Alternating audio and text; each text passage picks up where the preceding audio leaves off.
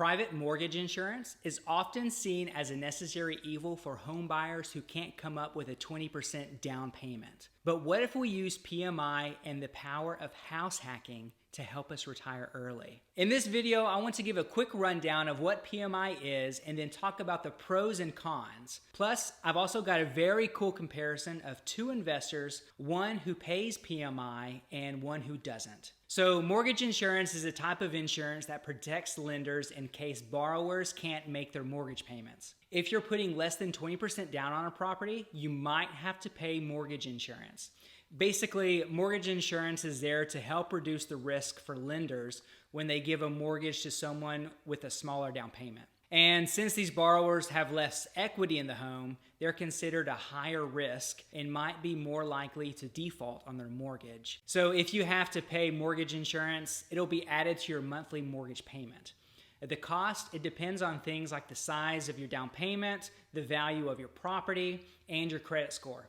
Just keep in mind that the mortgage insurance is different from homeowner's insurance, which protects your home from and belongings from things like natural disasters. But what if we looked at PMI in a different light, a different point of view? So rather than seeing PMI as an extra expense, consider it as an investment for your future. And what I mean by this is by paying for PMI, you're actually able to purchase a home that you may not have been able to afford otherwise. And as you build equity in your home, you'll eventually be able to cancel the PMI and save money in the long run. So, for example, in 2020, I purchased a home for $219,000. I put 5% down, which was $10,950.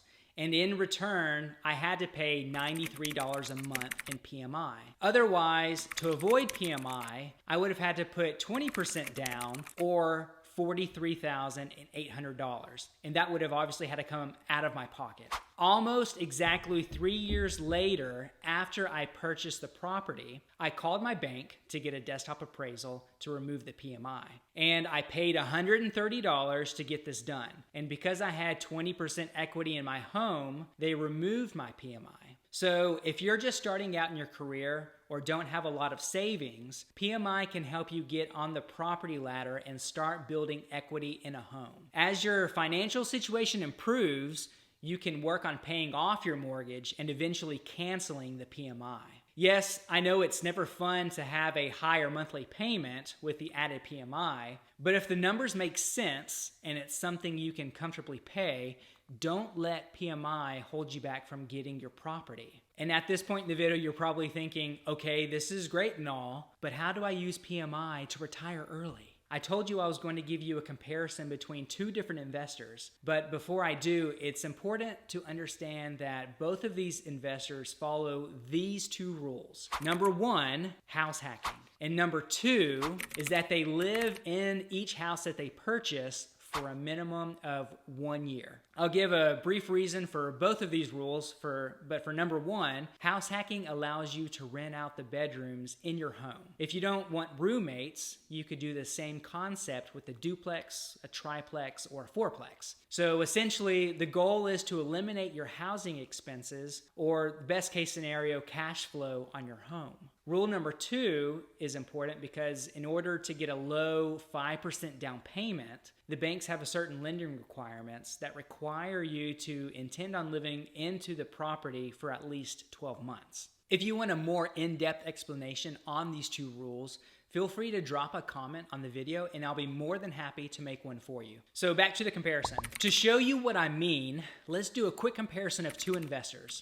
One who pays PMI and the other who doesn't. Both investors, they have a goal of earning $50,000 a year in cash flow as fast as possible. And I will show you how they are able to achieve this with buying only 5 properties. The only difference between them is that one puts 20% down and the other puts 5% down. Both investors, they want to house hack and they both save $500 a month from their W-2 jobs. So like I said, investor A makes $50,000 a year and he buys a $200,000 property. He puts 20% down so he doesn't have to pay mortgage insurance. Investor B also makes the same salary and he buys a $200,000 property as well. but he only puts 5% down, and he has to pay mortgage insurance. The results? Investor A takes 12.6 years to buy 5 properties, while Investor B is in it at just 5.2 years. That's a difference of 7.4 years.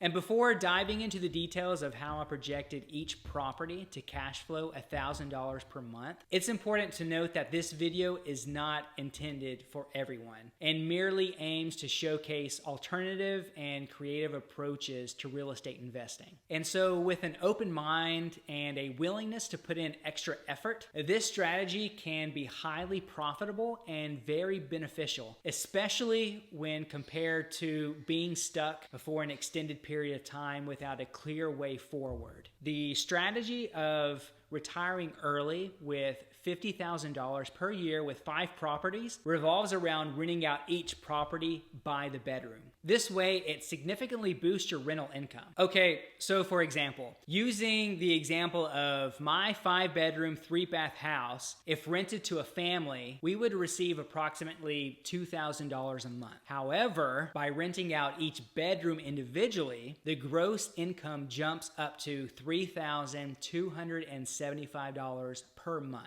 Of course, there is a trade-off. Renting out by the bedroom, it requires more management and potentially more work. You have to find individual tenants for each bedroom, handle leases, and manage any issues that arise. However, the increased rental income can make it worth it. Of course, it's not mandatory to adopt the rent by the bedroom strategy. You can still pursue traditional renting methods while continuously building your rental portfolio by purchasing a primary residence every 12 months with a low 5% down payment. This still proves to be a very powerful strategy for gaining control over tangible assets like real estate. So the moral of the story is don't let mortgage insurance hold you back. Depending on the type of mortgage you qualify, you may not even have to pay for PMI with a low down payment. And if you do have to pay for PMI, your tenants can help you cover the extra cost. Just make sure that you do the math and make sure it's a smart move financially for you. I'll leave a link to the spreadsheet in the video description so you can mess around with it and customize it to your liking. Now, of course, PMI is not right for everyone, and it's important to carefully consider the pros and cons before actually going and making a decision. But by thinking outside the box and approaching PMI from a different perspective, you may find that it's a valuable tool for helping you achieve your home ownership goals. So thanks for sticking with me through this video. I hope you found it very helpful and informative. And if you enjoyed this video, please consider subscribing to my channel so you can check out videos in the future. Thanks for watching, and I'll see you in the next one. Bye.